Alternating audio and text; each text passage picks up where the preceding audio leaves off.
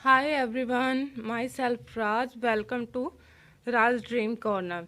आज की इस वीडियो में हम पढ़ने वाले हैं क्लास 10th हिस्ट्री का chapter number 1 the rise of nationalism in Europe. ठीक है, तो इससे जो पिछली वीडियो थी उसमें हमने पढ़ा था इस चैप्टर की इंट्रो। उसमें हमने देखा था कि इस पूरे चैप्टर में हम कौन कौन से टॉपिक्स को रीड करने वाले हैं। तो आज का हमारा फर्स्ट टॉपिक है the French revolution and the idea of the nation. कि फ्रेंच रेवोल्यूशन के बाद जो है फ्रांस में क्या क्या चेंजेस आए थे, इस रेवोल्यूशन के क्या क्या रिजल्ट्स निकले थे और फ्रांस कैसे एक नेशन के तौर पे डेवलप हुआ था। दी फ्रेंच रेवोल्यूशन 1789। फ्रेंच रेवोल्यूशन 1789 में हुई थी, तो इसके बारे में आप डिटेल में जो है वो 9th क्लास में पढ़ चुके हैं। The first clear expression of nationalism. ठीक है, तो इससे हमें कह सकते हैं कि जो वर्ल्ड का पहला ऐसा इंसिडेंस था जिसने क्या है जो है मोनार्कियल जो पावर थी वो शिफ्ट हो गई थी लोगों के हाथ में। तो यहीं से शुरुआत हुई थी पुराने सिस्टम को चेंज करने की, और फ्रांस पहली सीढ़ी बना था वर्ल्ड में जहां जैसे नेशनलिज्म की जो फीलिंग्स है वो स्टार्ट हुई थी। अब आ गया फ्रांस जो है इस रेवोल्यूशन के बाद एक नेशन तो डेवलप हो गया, लेकिन constitute the nation a sense of collective identity. अब जो है लोगों के मन में एक कलेक्टिव आइडेंटिटी की सेंस कैसे जो है पैदा की गई, तो उसके लिए कुछ स्टेप्स उठाए गए थे। Some steps were taken for this purpose. तो इसके लिए कुछ स्टेप्स उठाए थे उन्होंने। ठीक है, तो सबसे पहला क्या था, the idea of la patrie. La patrie मतलब fatherland, and the la citizens मतलब द सिटीजन्स। ठीक है, जैसे हम भारत में रहते हैं, कहते हैं ना जी हमारी भारत माता है, तो ऐसे ही ये वाली फीलिंग जो है इनके मन में पैदा की गई। ला सिटिजन मतलब सिटीजन के ये कहें कि जैसे हम कहते हैं कि हम भारत के वासी हैं, ठीक है, सिटीजन है हम, कलेक्टिवली हम यही कहते हैं। तो ये वाली फीलिंग्स जो हैं इनके मन में पैदा करने के ये आइडिया दिए गए। सेकेंड था the new French flag try colour. तो उन्होंने अपना एक पूरे नेशन का एक कॉमन फ्लैग बनाया, वो भी 3 कलर का ही था। जैसे हमारे जो है फ्लैग है इंडिया का, तो उसमें 3 कलर्स हैं। ठीक है, नेक्स्ट जो है वो है फॉर्मेशन ऑफ जनरल असेंबली।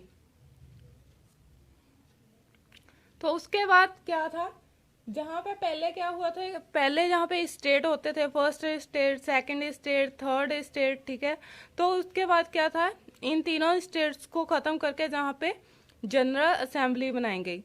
जो एक्टिव सिटीजन थे, जो वोटिंग करते थे, तो उन्होंने जो है जनरल असेंबली को इस्टेब्लिश किया।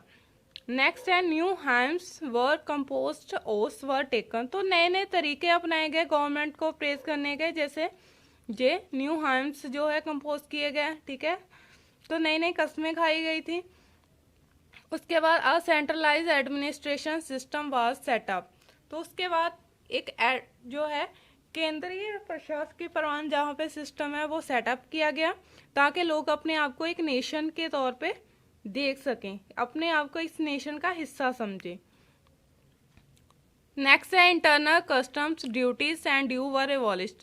तो जितने भी उस टाइम पे जो राजा महाराजा थे उन्होंने टैक्स वगैरह लगाए हुए थे। ठीक है, तो जैसे फ्रांस इतने कंट्री है, तो उसके अलग अलग पार्ट्स में अलग अलग टाइप के जो टैक्सेस लगाए गए थे उन सभी को खत्म कर दिया गया, ताकि लोगों के वन नेशन वन टैक्स वाली फीलिंग हो।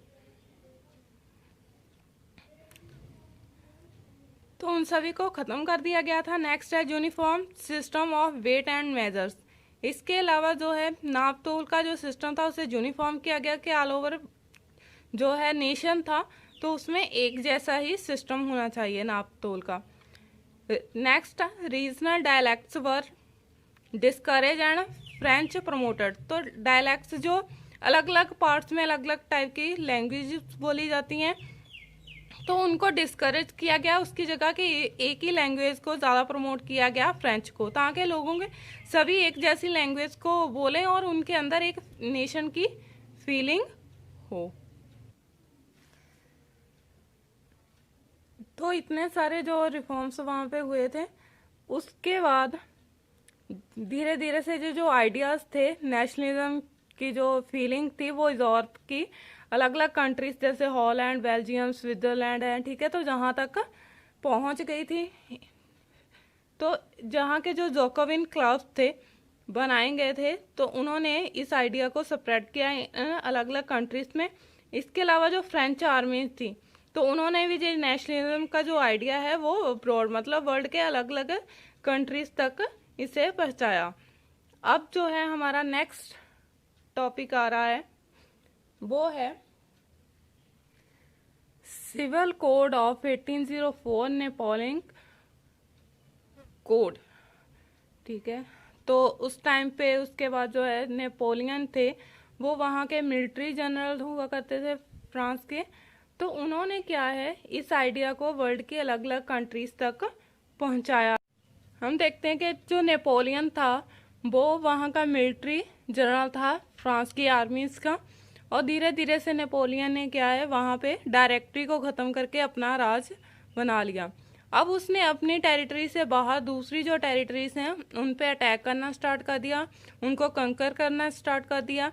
तो इस तरह से उसका जो एम्पायर था वो लार्ज होता गया, एक डिस्पोटिक होने के साथ साथ उसने, लेकिन अपने फ्रांस में, अपने एम्पायर में, ठीक है, बहुत सारे रिफॉर्म्स इंट्रोड्यूस किए, बहुत सारे सुधार किए थे। ये रिफॉर्म्स क्या हैं?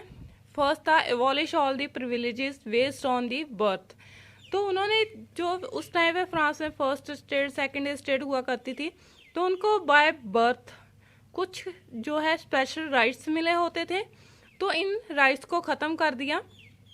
Establish equality before the law, और जो है इक्वालिटी बिफोर दी लॉ कि वहाँ पे इक्वालिटी लेके आए, अब सभी जो हैं वो एक समान थे, इक्वल थे। सेकंड है abolish the feudal system, serfdom and manorial dues. अब उन्होंने वहाँ पे जो ये सिस्टम थे, ये कुछ इकोनॉमिक सिस्टम हुआ करते थे।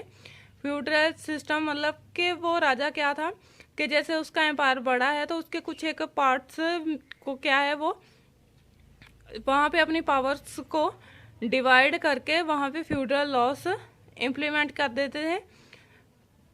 सर्फडम कह सकते हैं कि ये वो लोग होते थे जो अपने अंडर बहुत सारे जो पीजेंट्स होते हैं उनको काम के लिए रखते थे। एंड मेनोरियल ड्यूज, जो बड़े जमींदार होते थे वो इन सर्फडम पीजेंट्स जो होते थे उन पर बहुत सारे टैक्स लगाते थे, ठीक है। तो मेनोरियल ड्यूज वो टैक्स होते थे, तो इन सभी चीज़ों को उन्होंने ख़त्म कर दिया। गिल्ड रिस्ट्रिक्शंस वर रिमूव्ड। गिल्ड आपने 6th-7th क्लास में पढ़ा है। गिल्ड जो है किसी एरिया के मर्चेंट्स का ग्रुप होता है, ठीक है। तो जो ट्रेड करने के लिए जो भी रूल्स वगैरह बनाते थे तो सभी उसी को फॉलो करते थे। तो पुराने टाइम पे जो राजा महाराजा होते थे तो उन्होंने गिल्ड बनाने पे रिस्ट्रिक्शंस, पाबंदियाँ लगाई हुई थी। अगर किसी एरिया के जो मर्चेंट्स है वो गिल्ड्स बनाते थे, अपना ग्रुप बनाते थे, तो उनके लिए बार्गेन करना इजी होता था। अब जो है नेपोलियन ने ट्रेड को फ्लोरिश करने के लिए ये गिल्ड रिस्ट्रिक्शंस जो थी उनको रिमूव कर दिया। Transport and communication system were improved. Transportation and communication system को भी जो है उन्होंने इम्प्रूव किया था।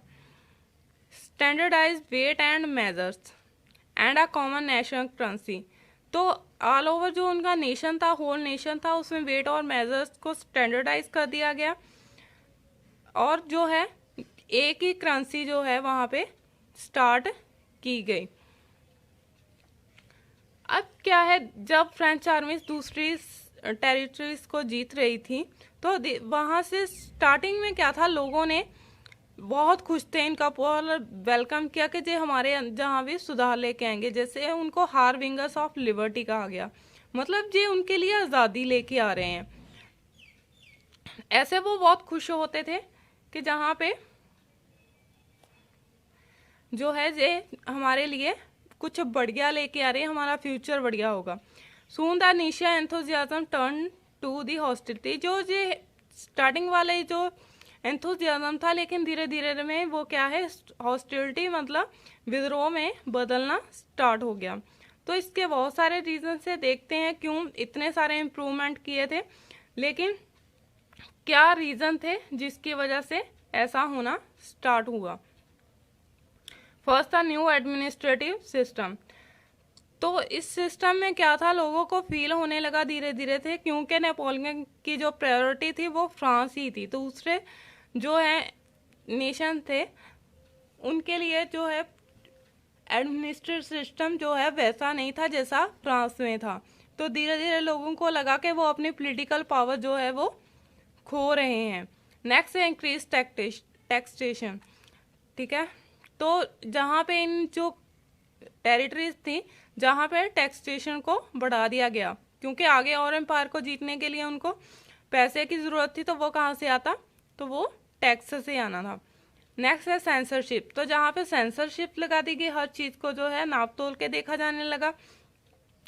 और लास्ट है फोर्स्ड कंस्क्रिप्शंस इनटू फ्रेंच आर्मीज। तो धीरे धीरे से अब दूसरी टेरिटरीज को जीतना है तो इनको क्या चाहिए, बड़ी आर्मी चाहिए। तो आर्मी तो फ्रांस में से जितने चाहिए थे उतने इन्होंने जो है जहाँ पे भर्ती कर लिए थे। अब दूसरी टेरिटरी से लोगों को जबरदस्ती जो है आर्मी में जो है भर्ती किया जाने लगा। तो ये सारे रीजन है जिनकी वजह से धीरे धीरे से क्या है लोग इसके खिलाफ जाने लगे।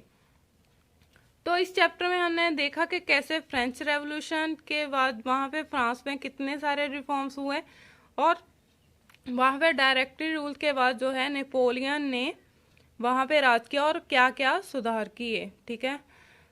तो ये जो चैप्टर है